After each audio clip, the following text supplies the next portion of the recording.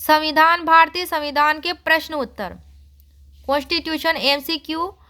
इसमें question number 1, SR. Bommai versus Bharat संघ के निर्णय में सर्वोच्च न्यायालय के अनुसार भारत का संविधान कैसा है?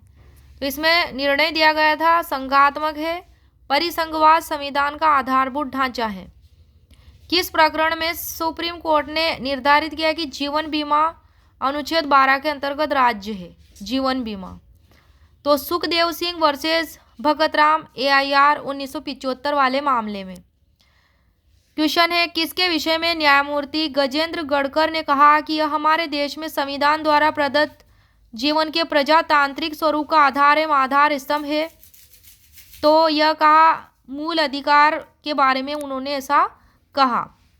अगला क्वेश्चन है, सुप्रीम कोर्ट ने अपने पूर्व निर्णयों में शंकरी प्रसाद व सज्जन सिंह मामले को उलट दिया और कहा कि संविधान संशोधन अनुच्छेद 13 के अंतर्गत विधि है, अतः संविधान संशोधन करके मूल अधिकारों में कमी नहीं की जा सकती।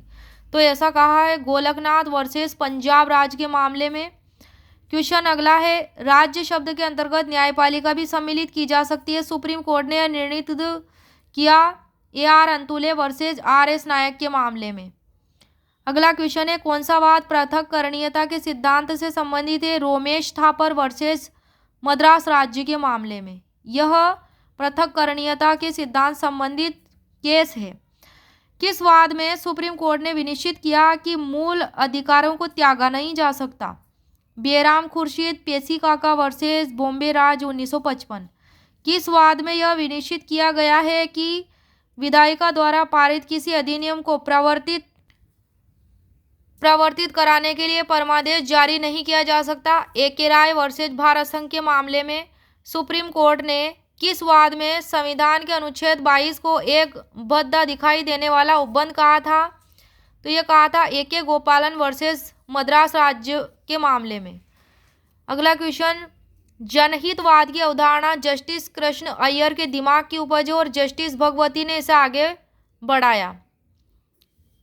जनहितवाद की अवधारणा किसके दिमाग की उपज है? जस्टिस कृष्ण अय्यर के दिमाग की उपज है और जस्टिस भगवती भी इसी जनहितवाद से रिलेटेड थे और उन्होंने इसको आगे बढ़ाया।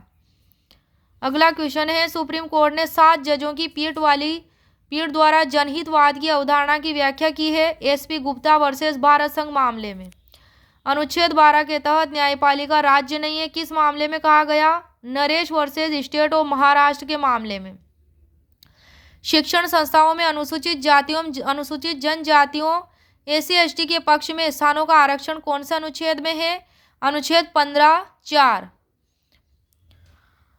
अगला क्वेश्चन, अनुच्छेद 15(4) को सुप्रीम कोर्ट के किस वाद में दिए गए निर्णय के परिणाम स्वरूप संविधान संशोधन 1951 द्वारा जोड़ा गया है?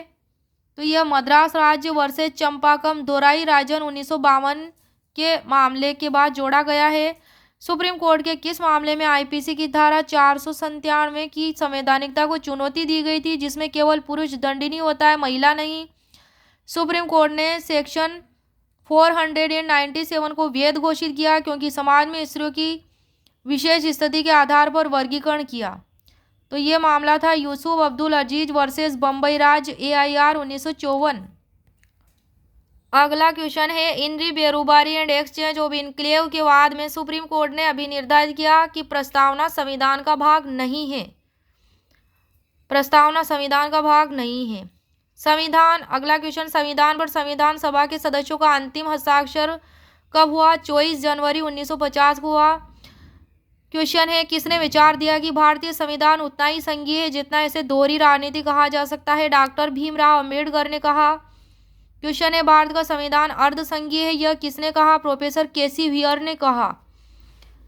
क्वेश्चन है, संविधान की प्रस्तावना के प्रारूप को नेहरू ने बनाया था व संविधान सभा के समक्ष रखा 13 दिसंबर 1946।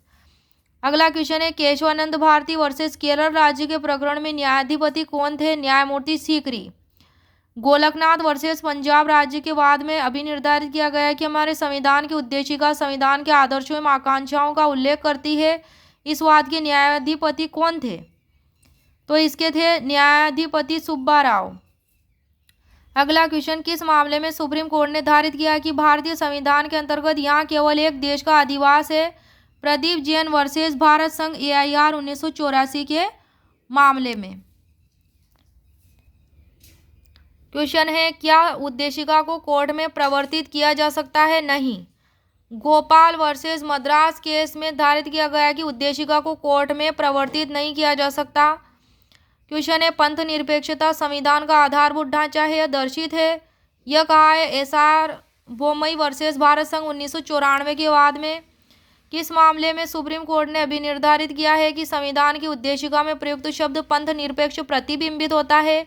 अनुच्छेद 25 से 30 भाग 4A के बारे में अरुणा राय वर्सेस भारत संघ मामले में, और इस प्रकरण में न्यायमूर्ति श्री धर्माधिकारी थे। इस मामले में न्यायमूर्ति थे धर्माधिकारी। भारतीय संविधान एक केंद्रीकृत प्रवृत्ति वाला परिसंघात्मक संविधान है। यह संबंधित है सर आइवर जेनिंग्स ने। उन्होंने ऐसा इस वाक्य के बारे में कहा, संविधान के बारे में कहा, भारतीय संविधान को सहकारी परिसंघीय संविधान कहा है, ऑस्टिन ने कहा है। अगला क्वेश्चन, संविधान शासन प्रणाली आधारित है, शक्ति के अविभाज्यीकरण पर यह आधारित है। सुप्रीम कोर्ट ने किस वाद में निर्णित किया कि संविधान जनता की इच्छा के ऊपर अधिभावी होता है? BR कपूर वर्सेस तमिलनाडु राज्य 2001 के मामले में। किस वाद में सुप्रीम कोर्ट ने भारतीय संविधान को संघात्मक की तुलना में एकात्मक कहा है? यह कहा है राजस्थान राज्य वर्सेस भारत संघ के मामले में।